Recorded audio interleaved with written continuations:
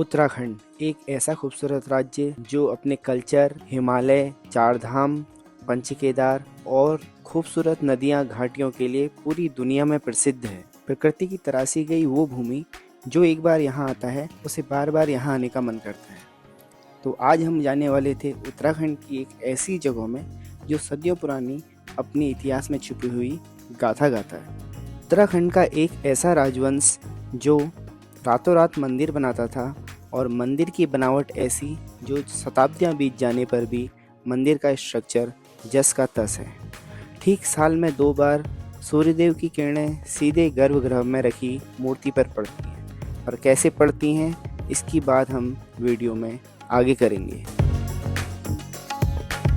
ना टाइम देखा ना मौसम, मैं निकल गया रात के 6 बजे पहाड़ों की तरफ। यार पता नहीं मेरे संग ऐसा क्यों होता है, जब भी ट्रिप की बात आती है मैं ज़्यादा प्लानिंग नहीं करता, बस निकल पड़ता हूँ। तो आज की ये ट्रिप, ये जर्नी बहुत ज़बरदस्त होने वाली। शाम को कैंची की दर्शन करने के बाद यहाँ से मैं निकला। रात को कैंची का नज़ारा कुछ अलग ही था, हालांकि मेन गेट बंद हो चुका था। और इसके बाद मैं खैरना होते हुए रानीखेत के रास्ते आगे निकला। रात में खैरना तक रास्ता काफ़ी ठीक था, पर खैरना के बाद धुंध काफ़ी छाई हुई थी जिससे गाड़ी चलाने में बहुत दिक्कत हो रही थी। रात को इस होम स्टे में रुकने के बाद सुबह का नज़ारा शब्दों में बयां नहीं कर सकता। कोहरे से ढकी हुई रानीखेत की सुंदर वादियाँ मन को सुकून दे रही थी। मैंने सोचा यार ये वही है जो मैंने सोचा था। इस ट्रिप में मैं जो महसूस करना चाहता था ये वही था। और हाँ, एक इम्पोर्टेंट बात तो मिस हो गई। इस ट्रिप में मेरे संग 2 और लोग थे। पहले गौतम जो अभी बीबीए कर रहे हैं, और दूसरे भावेश जिनकी फैमिली से दूर शाम बिताने वाली ये पहली ट्रिप होने वाली है। और शायद ये ट्रिप इनको हमेशा याद भी रहेगी क्योंकि हमारे संग एक ट्रेजेडी हो गई।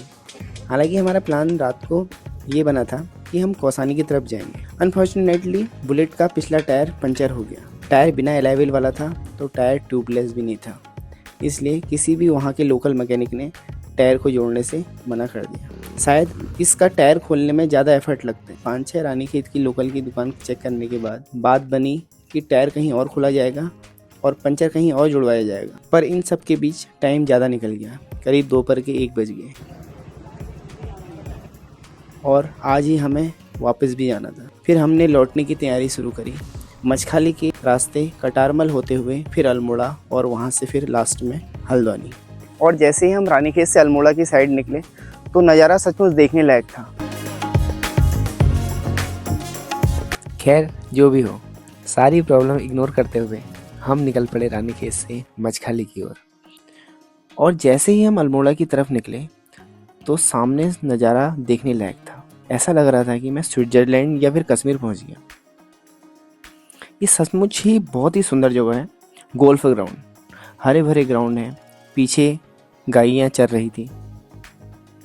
कुछ देर के लिए कैमरामैन बने हमारे भावेश भाई।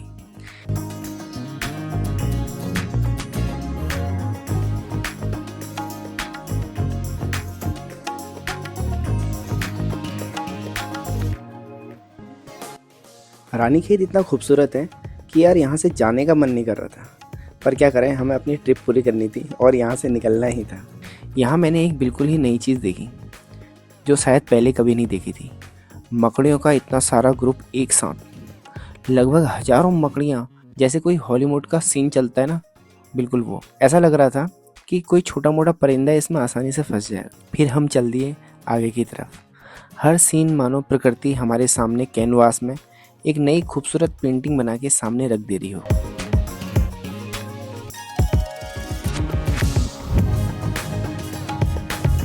और फिर हम पहुँचे एक खूबसूरत गांव मछखाली में। और सच बताऊं, मछखाली बहुत ही सुंदर प्लेस है। मुझे लगता है आने वाले कुछ सालों में ना ये और ज़्यादा हाईलाइट होकर उभरेगा क्योंकि ये बहुत ही सुंदर जगह है। अगर आप कभी रानीखेत घूमने आते हैं तो मछखाली की सुंदर वादियों में घूमने जरूर आएँ। रानीखेत की अगर इतिहास में जाएं, राजा सुखरदेव की रानी पद्मिनी को ये जगह इतनी पसंद आई कि उन्होंने यहाँ अपना ठिकाना बना लिया। साफ मौसम रहने पर रानीखेत और मछखाली से हिमालय की चोटियाँ साफ नज़र आ सकती। रानीखेत की बात करें तो यहाँ झूला देवी मंदिर प्रसिद्ध मंदिरों में से एक है। गोल्फ ग्राउंड और चौबोटिया गार्डन यहाँ घूमने की प्रसिद्ध जगह है।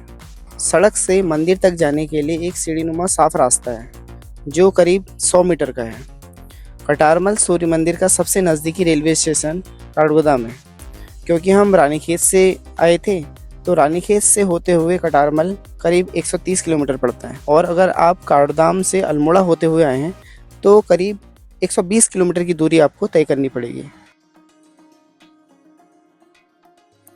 इसमें से एक गाय बार बार ऊपर की तरफ देख रही थी, मानो कह रही हो कि आओ मैं तुम्हें रास्ता दिखाती हूँ।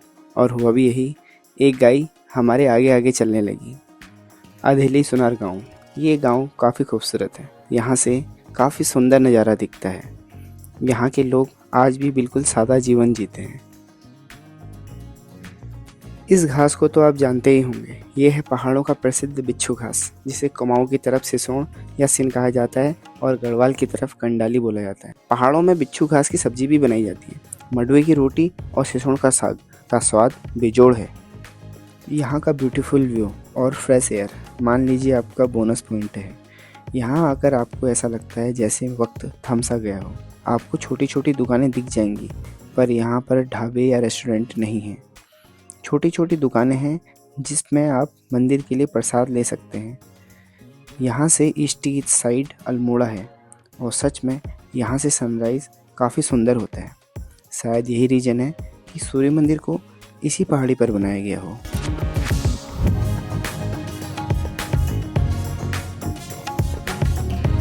अब कुछ हो जाए मंदिर के इतिहास की बात, तो बात शुरू होती है कत्यूरी राजवंश की, क्योंकि कत्यूरी राजवंश ने ही यहाँ पे मंदिर का निर्माण कराया।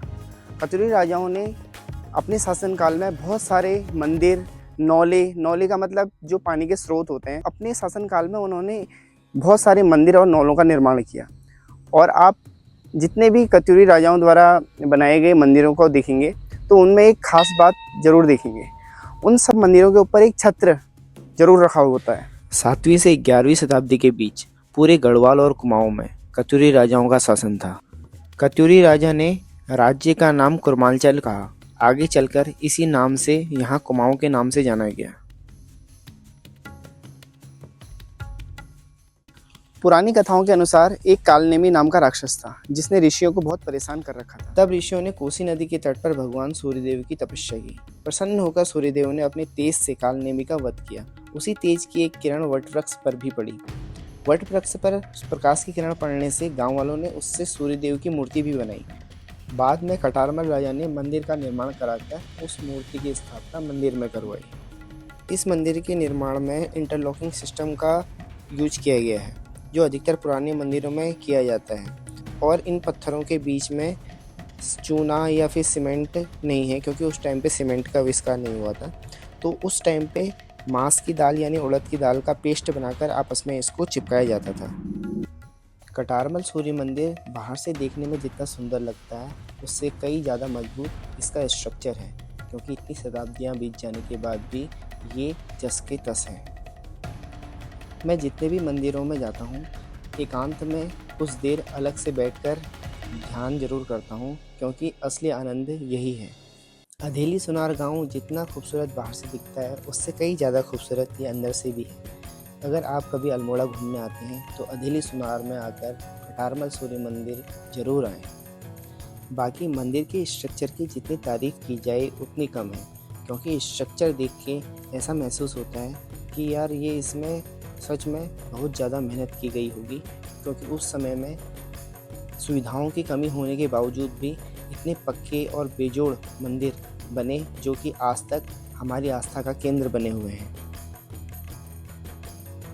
मंदिर एक रात का है। कत्यूरी राजा कटारमल राजा कत्यूरी ये एक ही रात में है। पूरा निर्माण नहीं हो पाया सुबह उजाला होने तक। अच्छा, इतना तब छूटा है, 3 हिस्सा छूटा हुआ है। इसके साथ सूर्य कुंड और चंद्र कुंड भी यही है। बहुत सामने यहाँ पर से 100 मीटर पे। अच्छा, गौमुख से पानी गिरता है। ये 45 मंदिरों का समूह है। छोटे सबसे बड़ा गर्भगृह 60 फुट की हाइट का मंदिर है। सूर्य मंदिर सब 2 ही है केवल। अच्छा, एक पूर्णांग में है, वहाँ पूजा नहीं होती है। यहाँ पूजा होती है सूर्य भगवान 9 ग्रहों के साथ बैठे हुए, मनुष्य के 9 ग्रह। बाकी यहाँ कोई लहसुन प्याज किसी चीज़ का भोग नहीं लगेगा। जो भी बनेगा मीठा खाना बनेगा, अच्छा खीर। ठीक है। ये मंदिर अधूरा निर्माण का क्या है सीन? एक ही रात का बना है, सुबह उजाला हो गया था, सुबह उजाला हो गया था, इस वजह से नहीं हो पाया। नहीं हो पाया। कत्यूरी राजाओं ने अपने शासनकाल में बहुत सारे मंदिर बनाए, जिनमें से कुछ प्रसिद्ध मंदिर जैसे कटारमल सूर्य मंदिर, जहां आज हम आए हैं, वैजनाथ मंदिर, कपिलेश्वर मंदिर और केदारनाथ जैसे प्रमुख मंदिर भी शामिल हैं, जो आज भी सभी लोगों की आस्था का एक बड़ा केंद्र है। ये है मंदिर का वो हिस्सा जो अधूरा रह गया था।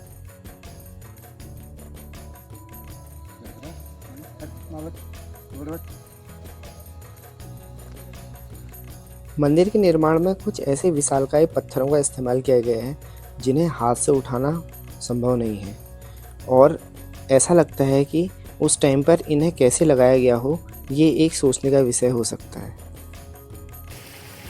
कत्यूरी शासक द्वारा बनाया हुआ कटारमल सूर्य मंदिर, इसकी खास विशेषता ये है कि इसमें साल में सिर्फ 2 बार सूरज की किरणें पड़ती हैं। तो सामने गर्भगृह में भगवान सूर्यदेव की मूर्ति है, और इस छेद से सामने से प्रकाश आता है, सूर्यदेव आते हैं तो सामने से इस छेद में से प्रकाश होते हुए सीधे गर्भगृह में रखी हुई मूर्ति पे पड़ता है, और तीनों एक ही सीध में है, और यहाँ से सूरज का उदय होता है। ऐसा नहीं है कि प्रकाश रोज गर्भगृह पे पड़ता है, साल में सिर्फ 2 बार पड़ता है, एक 22 अक्टूबर को और एक 22 फरवरी को। तो इस बात से हम अंदाज़ा लगा सकते हैं कि उस समय में भी कत्यूरी राजा लोग जो थे, कत्यूरी शासन में, ये लोग ग्रह नक्षत्र और तारों की कितनी सटीक जानकारी रखते थे। तो जितने भी यहाँ पर छोटे बड़े मंदिर हैं, सब के ऊपर चक्र रखे हुए हैं, और सारे के सारे जो मंदिर हैं उनके अंदर मूर्तियाँ किसी भी मंदिर में नहीं है, आप देख सकते हैं। कहते हैं कि ये कलश और चक्र का निर्माण तो रातों रात हो गया था, पर इसे ऊपर रखना अभी बाकी था, लेकिन सूरज की किरणें पड़ने लगी थी, उजाला होने लगा था, सुबह हो गई थी, तो इसलिए इसे ऊपर नहीं रख पाए, जिससे थोड़ा सा मंदिर अधूरा रह गया।